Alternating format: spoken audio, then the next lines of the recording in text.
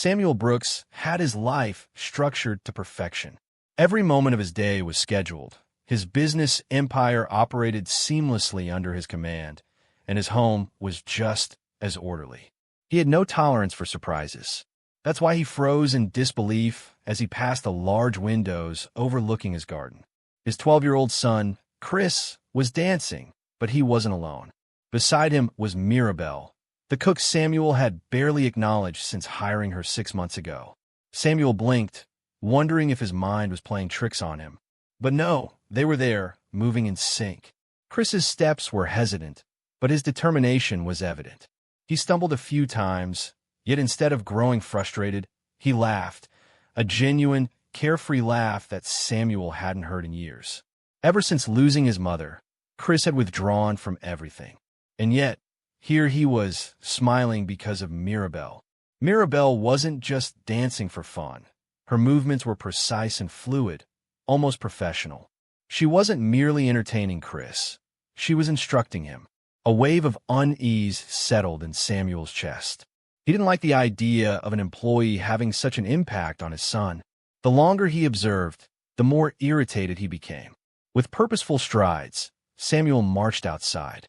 The sharp sound of his shoes against the stone pathway made both Chris and Mirabelle look up. Chris's smile vanished instantly, but Mirabelle remained composed. She calmly wiped her hands on her apron and straightened, meeting Samuel's eyes without hesitation. "What is going on here?" Samuel asked, his voice cold and measured. Chris looked down, but Mirabelle responded without hesitation. "We were practicing Hidalgo." Samuel's frown deepened. "Practicing what exactly?" "Dancing," she replied simply. "Your son wanted to learn." Samuel turned to Chris. "Since when?" Chris hesitated, shifting his weight. "For a while now," he admitted softly. A pang of guilt struck Samuel. He had never noticed, never even thought to ask. "And why didn't you tell me?" Chris shrugged, but before he could respond, Mirabelle spoke up. "Because he had no one to practice with." Samuel's gaze hardened. There was something in her tone, firm, unwavering, that irritated him. "This isn't part of your job," he said coolly. "No, it's not," Mirabelle acknowledged. "Then why are you doing it?" Samuel pressed. She folded her arms, her expression unreadable. "Because he asked me to." Samuel turned to his son. "Is that true?" Chris nodded. A heavy silence hung between them. Samuel exhaled slowly, forcing himself to stay composed. He wasn't sure why this situation bothered him so much, but something about it felt off, like there was more going on beneath the surface. And he hated being kept in the dark. He shifted his gaze back to Mirabelle. "I need to speak with you alone." Chris glanced between them, clearly uneasy, but Mirabelle remained unfazed. "As you wish, Hidalgo." Without another word, Samuel turned and walked inside, expecting her to follow. But just before stepping through the doorway, he glanced back. Chris leaned toward Mirabelle, whispering something. She replied in the same hushed tone, and Chris smiled, a small, knowing smile. A chill ran down Samuel's spine. Something was happening here, and he intended to find out what. Later that evening, Samuel sat in his office, fingers steepled beneath his chin as he stared at his computer screen. He had pulled up Mirabelle's employee records. Mirabelle Roy, 29 years old. Hired as a cook 6 months ago. No criminal record. No suspicious background. On paper, she was exactly who she claimed to be, just another household employee. And yet, Samuel couldn't shake the nagging feeling that she was keeping something from him. His instincts had never failed him before. They had guided him in building his empire, alerting him whenever something wasn't as it seemed. And right now, those same instincts were screaming that Mirabelle was more than just a cook. After a moment's hesitation, he added another keyword to his search. Mirabelle Roy Ballerina. At first, nothing significant appeared. But then, buried among unrelated results, something caught his eye. A news article from 7 years ago. Samuel leaned in, his pulse quickening as he read the headline. Young ballet prodigy disappears from the stage without explanation. He clicked the link, and a photo loaded on the screen. A younger Mirabelle, dressed in a stunning white ballet costume, stood on a grand stage. Her arms were lifted in perfect form, her expression serene and confident, nothing like the quiet cook who now worked in his kitchen. The article described a rising star in the ballet world. Mirabelle had been a gifted dancer, performing in prestigious theaters and on the verge of an international career. And then, suddenly, without any scandal or explanation, she vanished from the spotlight. No interviews, no farewell performance. She had just disappeared. Samuel sat back in his chair, exhaling sharply. Why would someone with that level of talent throw it all away? And more importantly, how did she end up here, cooking in his house? The questions piled up in his mind. He wasn't going to get answers from a news article. He needed to hear the truth from Mirabelle herself. Samuel Brooks stormed out of his office, his mind racing. He had just uncovered something unexpected about Mirabelle, the quiet cook who had been working in his home for 6 months. He found her in the kitchen, wiping down the counters with the same calm focus she always had. When she saw him enter, she barely reacted. "Hidalgo Brooks," she greeted, drying her hands. "Do you need something?" Samuel didn't waste time. He pulled out his phone, placing it on the counter. The screen displayed an old news article about her. "Care to explain this?" he asked, his voice firm. For the first time since she arrived, Mirabelle looked truly surprised. It lasted only a second before she regained her composure. She glanced at the article, then back at him. "You've been looking me up," she said, her voice calm but guarded. Samuel folded his arms. "I don't like mysteries in my house." Mirabelle sighed, setting the dish towel down. For a moment, Samuel thought she might refuse to answer. But after a long silence, she finally spoke. "I should have expected this," she murmured. "You don't seem like a man who lets things go unanswered." Samuel said nothing. He simply waited. She looked down at the article again, running her fingers along the counter's edge. "I was a dancer," she admitted. "A long time ago." "You weren't just a dancer," Samuel corrected. "You were a star." A bitter smile touched her lips. A star that burned out before it could shine. Samuel studied her carefully. "Why did you leave?" She hesitated, her eyes filled with conflict, as if deciding how much to reveal. Finally, she sighed. "Because I lost everything," she said quietly, her voice raw. Samuel didn't press her, waiting for her to continue. "When I was 22, dance was my entire life. I trained constantly, pushing myself beyond my limits, because I believed I was meant for something great," she said. "And I wasn't alone." Samuel frowned. "Ooh," she took a deep breath. "My fiancé, Adrian. We trained together since childhood. We were supposed to take on the world together. We had just been offered an international tour. Our dream, everything we had worked for." Samuel's stomach tightened. He had a feeling he knew where this was going. "The day before our biggest performance, Adrian was hit by a car," she whispered. "He died instantly." Silence filled the room. "After that, I couldn't dance," she admitted. "I couldn't even hear music without feeling like a part of me had been ripped away. Everything I had built my life around was gone. So I disappeared." Samuel exhaled, absorbing the weight of her words. He had expected something tragic, but not this. Not a grief so deep it made her walk away from everything she loved. "So you became a cook?" he asked, his tone softer. Mirabelle let out a quiet chuckle, though there was no humor in it. "I needed something far removed from dance. Something practical. Something safe." Samuel ran a hand over his face. He was beginning to understand her more than he wanted to. "And now?" he asked. Mirabelle's expression was unreadable as she said, "Now, I teach your son." Her words hit harder than he expected. She had abandoned dance, yet she had chosen to share it with Chris. "Why?" Samuel asked. "Why break your own rule for him?" She hesitated, then answered, "Because he reminds me of myself at his age." Samuel stiffened. "Ow!" Her expression softened. "Because he doesn't smile, Hidalgo Brooks." The words hit him like a punch to the chest. He clenched his jaw, unable to deny the truth in them. Since his mother passed away, Chris had withdrawn into himself. Samuel thought that providing structure and security was enough, but Mirabelle had seen something he hadn't. "He smiles when he dances," she continued, "and I think he just needed someone to listen." Samuel swallowed hard, turning away slightly.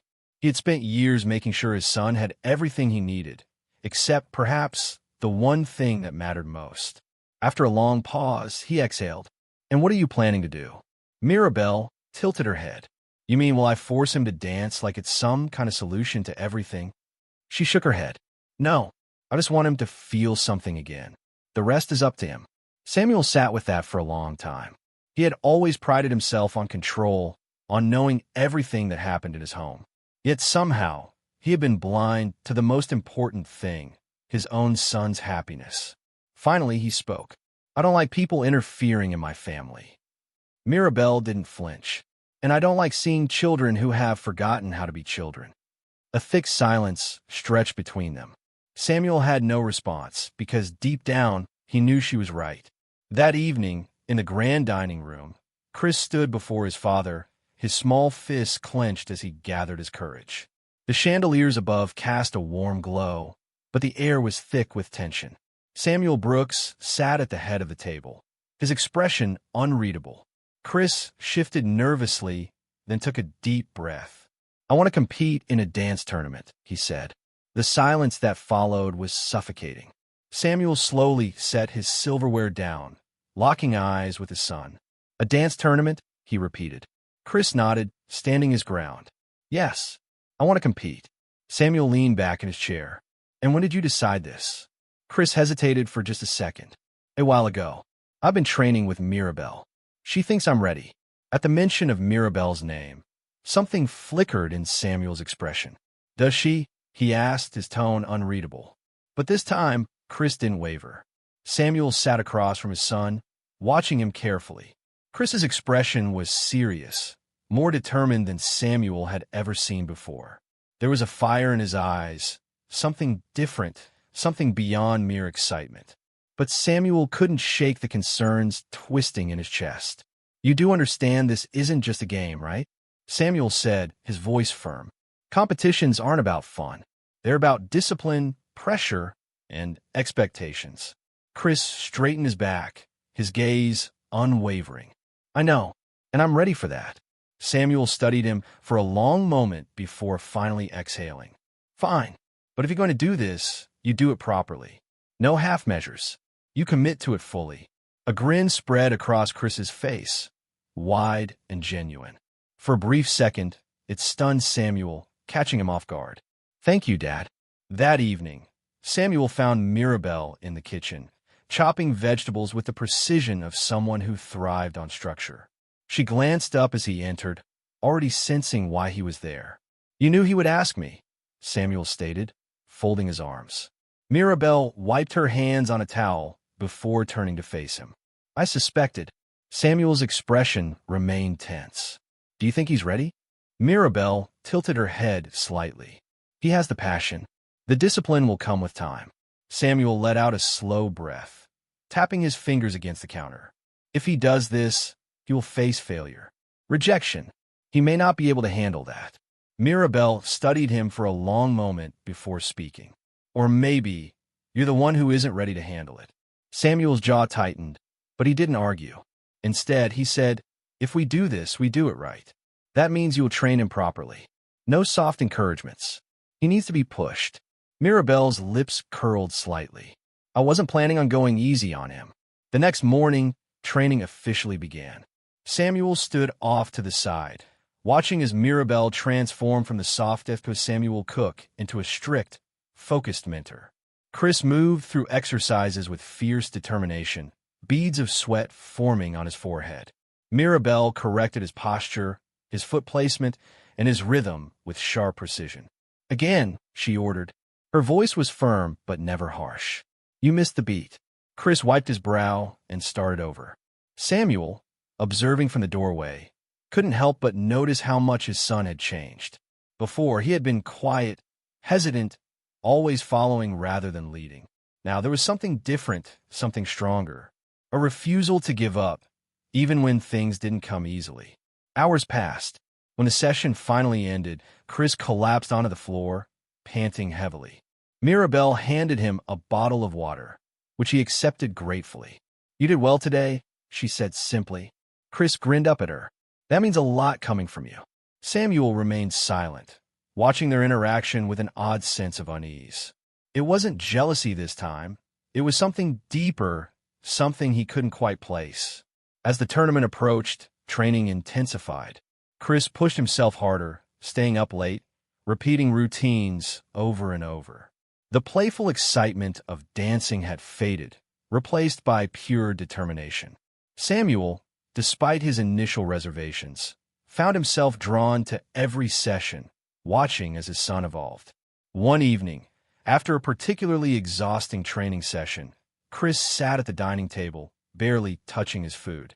His leg bounced beneath the table, his nerves barely contained. Samuel noticed. "What's on your mind?" His voice was softer than usual. Chris hesitated before answering. "There's another dancer in the tournament. His name is Mateo Navarro. He's won 2 years in a row." Samuel nodded slowly, waiting for him to continue. Chris bit his lip. "He messaged me. Told me I don't stand a chance." Samuel's fingers tightened around his glass.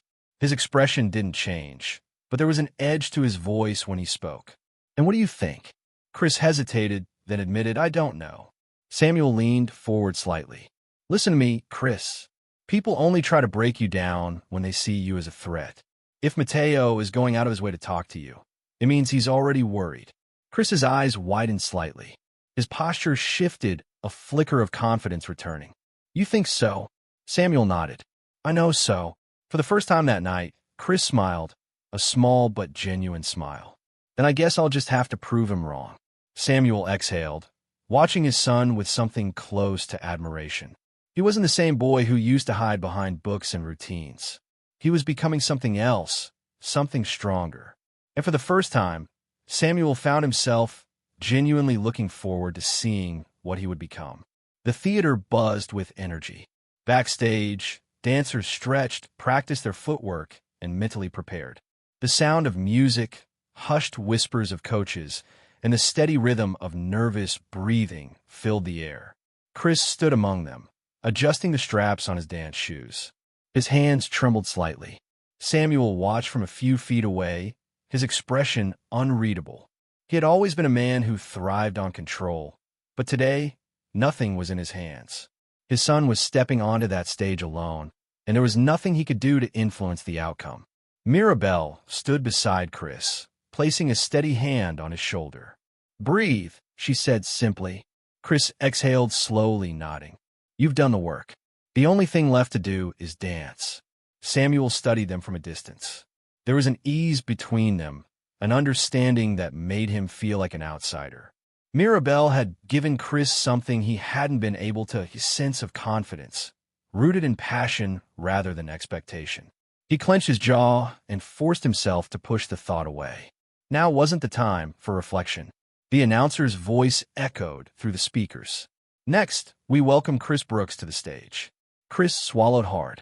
He turned towards Samuel, searching for something, reassurance, approval, maybe even permission. Samuel gave a single nod. "Go," he said firmly.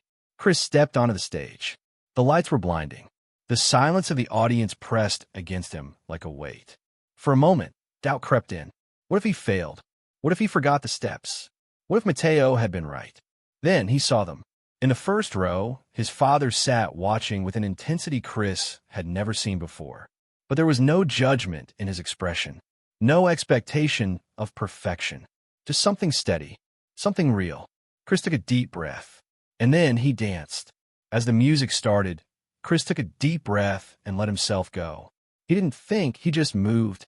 His first step was sharp, the second even smoother. The rhythm guided him, and for the first time, the pressure melted away. He wasn't dancing to win. He was dancing because it was who he was. Then came the hardest part, the spin and leap he had struggled with for weeks. He braced himself, pushed off the floor, and for a split second, everything slowed down. Then he landed. Light, steady, and perfect. The music stopped. A brief silence followed before the entire theater erupted in applause. Chris stood there, breathing heavily, scanning the crowd. His father, Samuel, was on his feet clapping. Mirabelle, too, her eyes shining with pride. He had done it. Moments later, the results were announced. And the winner of this year's competition is Mateo Beltran. The audience cheered as Mateo stepped forward, his usual confident smirk in place. Chris swallowed, keeping his face neutral. He had lost. But before disappointment could fully sink in, the announcer continued. We would also like to present a special award for artistic expression, one that recognizes not just technical skill, but passion, connection, and heart. This award goes to Chris Brooks. The crowd erupted again. Chris's eyes widened in surprise. He stepped forward as the medal was placed around his neck. It wasn't first place, but when he turned toward the audience, his father's proud expression said more than words ever could. Later, as Chris changed in the dressing room, Mateo approached him, spinning his trophy in his hands. Not bad, Mateo said with a smirk. You might be decent next year. Chris met his gaze, a small smile forming. Next year, I'm winning. Mateo chuckled. We'll see about that. Outside the theater, Samuel and Mirabel were waiting. When Chris finally walked out, Samuel placed a firm hand on his shoulder. How do you feel? He asked. Chris thought for a moment, then answered honestly. Proud. Samuel nodded. Good. As they walked toward the car, Chris glanced down at the medal in his hands. This wasn't about winning or losing. It was about proving to himself that he belonged, that he was capable. And next time, he'd be even better. Samuel watched his son and saw something different in him, something stronger. For years, he had obsessed over control and perfection. But today, he realized what truly mattered. Not the outcome, but the journey. Chris looked up at him. Can I keep training? Samuel smiled a real, genuine smile. Of course. We're just getting started. He never expected that one moment could change everything. But now, nothing would ever be the same again. What would you have done in a situation? Share your thoughts in the comments. If you enjoyed this story, don't forget to like, subscribe, and hit the notification bell for more content.